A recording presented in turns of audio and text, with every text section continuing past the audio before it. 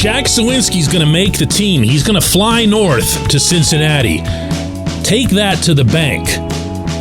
But leave it right there. Good morning to you. Good Tuesday morning. I'm Dejan Kovacevic of DK Pittsburgh Sports. This is Daily Shot of Pirates. It comes your way bright and early every weekday if you're into football and or hockey. I also offer daily shots of Steelers and Penguins where you found this. Pirates 7, Red Sox 5 yesterday in Fort Myers. Miguel Andujar hit a home run over the fake green monster that they have at JetBlue Park there. It's actually really kind of cool that they did that. And I don't believe the ball has landed yet. That was one highlight. Kanan Smith-Njigba continuing his very strong spring by going 3 for 4 with 2 RBIs. He's now batting .324. Rodolfo Castro with a hit. Some good signs. You want to see those guys. Those are the ones that you don't want to just see the result, okay? Even late in the spring, the results don't matter. You want to see the right individuals involved in the result. And the Pirates have been fortunate to have some of that of late, but especially where it applies to outfielders. For whatever reason, their outfielders are the antithesis of their infielders at the moment when it comes to hitting. They're all hitting the cover off the ball, whereas the infielders are all like around 180, 190 and whatever. Well, okay, fine. There's only one spot out there. Maybe 1.5, which I'll explain in a moment. But you would want this outfield for opening day at Great American Ballpark to be, in some order or other, Brian Reynolds, Andrew McCutchen, and yes, Jack Suwinski. I'm aware that Travis Swaggerty is having 10 times the spring that Suwinski is. I'm aware that Swaggerty is a first-round pick, and thus shouldn't really be surprising too many people considering his natural pedigree. I'm also aware that there are several other outfielders having a better spring than Suwinski is, not least of whom is Smith-Njigba. However, none of those guys belted 19 home runs as a rookie in the major leagues in just 106 games, as Jack did last season. And that's your tiebreaker. Not spring, nothing about spring. When someone hits 19 home runs in a season, well, actually, of any experience level or age, that's a really, really good thing.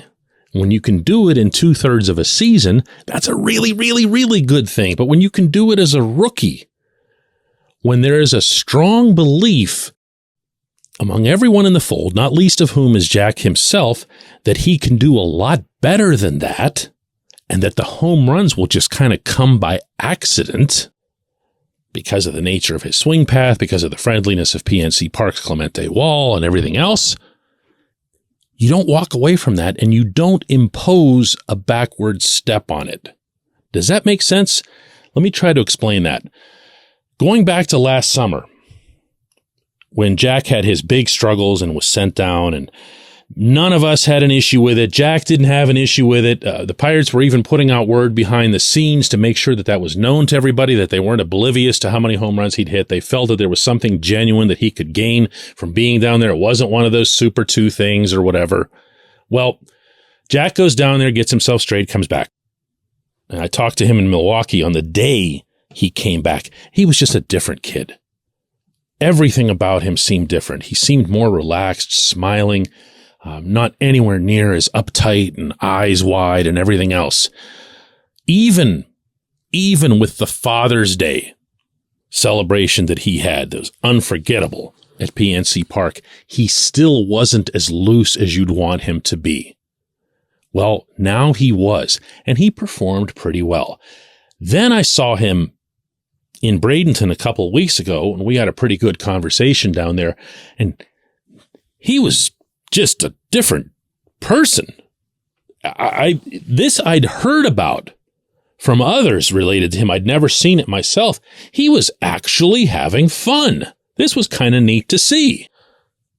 Joking around with other guys, helping younger players out like he was the wily vet and everything else. It was pretty cool. He had a new stance, open stance from the baseball perspective, felt like he was seeing the ball a lot better, felt like he'd be able to do more damage to more different types of pitches in different ways.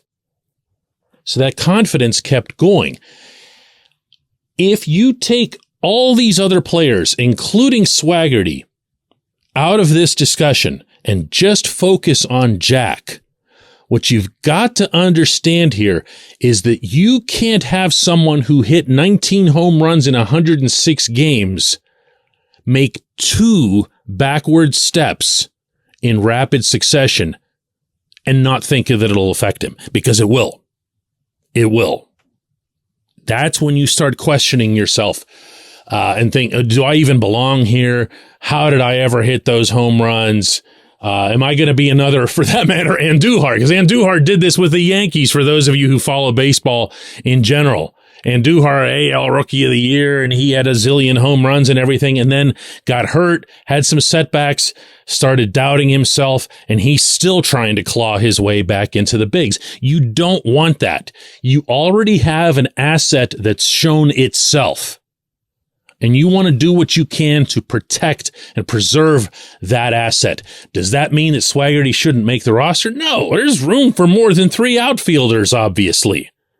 Heck, he can take a bigger role than Jack in the opening month or few weeks. Make it fair. Look, Swaggerty's 24 years old. He's not a child. If he's ready, he's ready. But you don't do it at the expense of Jack. Jack needs to be in the bigs. When we come back, J1Q. This portion of Daily Shot of Pirates is brought to you by our friends at North Shore Tavern. That's directly across Federal Street from PNC Park. It's home of Steak on a Stone, an eating experience, underscoring the word experience. The steak is brought to you partially cooked on an 800-degree stone, and you do the rest. It's a ton of fun, it's a great meal, and it's a baseball atmosphere like no other in Pittsburgh. North Shore Tavern, right across Federal Street from PNC Park.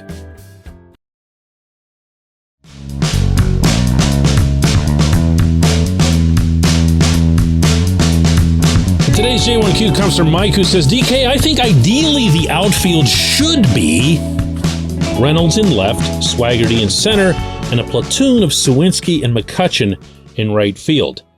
But I think what we see is Suwinski in left, Reynolds in center, and a combination of Connor Joe, Kutch, and Ji-Hwan Bae in right. Smith Najigba and Swaggerty start the season in AAA. And I'm following your thinking in each one of these cases, Mike, but you kind of lost me at the end there. Bae hasn't really impressed all that much. And Bae hasn't had that much time in AAA that the Pirates would feel lousy about sending him back. Joe is a little bit of a different case. He's a different type of hitter. He's more of an on-base guy, and he can do some things for you athletically as well in the field. But overall, what you've got there, I'll tell you what, your initial proposal has some merit to it philosophically. The problem with it is that the Pirates are only going to see so many lefties because there are only so many lefties in baseball. And you'd now be playing Kutch 1 out of every 5 games. That's not going to happen. That's not going to happen. I'm in favor of managing Kutch's time in the field. I'm in favor of utilizing the DH to do that, as the Brewers did with him in 2022. I am definitely not in favor of having him go straight platoon with a second-year guy who's proven himself. But your entry here pushes me to try to take this out further, because you got to presume that there's going to be 5 outfielders on the team, okay? Or if you're factoring Bae, and I don't know if anybody still takes Tucupita Marcano seriously, but if they do, someone like that, from the standpoint of being super utility or even just infield, outfield, you've got a couple other guys that are in that mix. Realistically, plausibly, you're talking about 4 outfielders. To me, Swaggerty should be your 4th. I don't know how much more he needs to show them in addition to the pedigree, which does count. Not because you're trying to save face. They weren't even the ones that drafted Swaggerty, this management team. So they don't have anything to gain from building up Swaggerty other than, hey, look at our development system. It's just that Swaggerty's performance is supported by the pedigree. It's got some additional validity to it. It's not like watching, I don't know, some 31-year-old non-roster invitee pop into your camp and go berserk at the plate for a month. Doesn't mean a thing. Doesn't mean a thing except for, cap tip to that guy. You're still not making our team. Swaggerty is different. Swaggerty, I want to see him play. I'd like to see him play in center. For all the reasons that the Pirates are kind of tiptoeing around this spring, which is that Reynolds is a much better defensive outfielder when he's in left than when he's in center. Did a nice job in center. The advanced metrics aren't all that kind to him.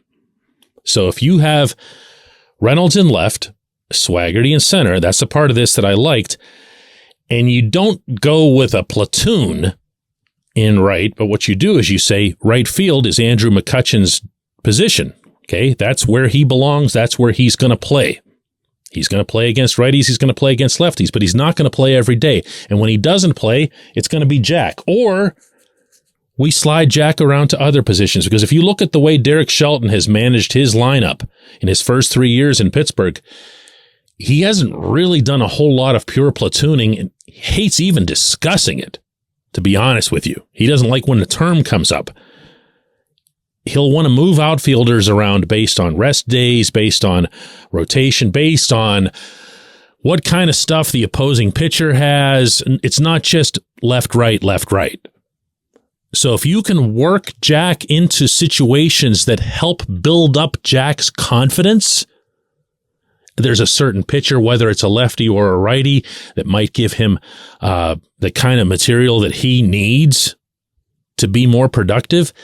That's ideal. This takes me way back, to drop a different kind of example on you here, to Rob Makoviak, for those of you who've been following the Pirates for a long time, and the way Lloyd McClendon used to handle Makoviak. He would say that Makoviak was someone who had to be protected. That was McClendon's own term. There were certain pitches, there were certain holes, there were certain angles at which the ball would come at Makoviak, and he had absolutely no chance. He was going to be a slam dunk 0 for 5 with 4 Ks that day. But there was also a setting in which you could put Makoviak out there, and he could have the Makoviak doubleheader and hit a zillion home runs and look like the greatest player who ever lived for a given evening. I'm not saying that Jack is Makoviak. I am saying that Jack could use a little bit of that, but he needs to be in the major leagues. I appreciate the question. I appreciate everybody listening to Daily Shot of Pirates, so we'll do another one of these tomorrow.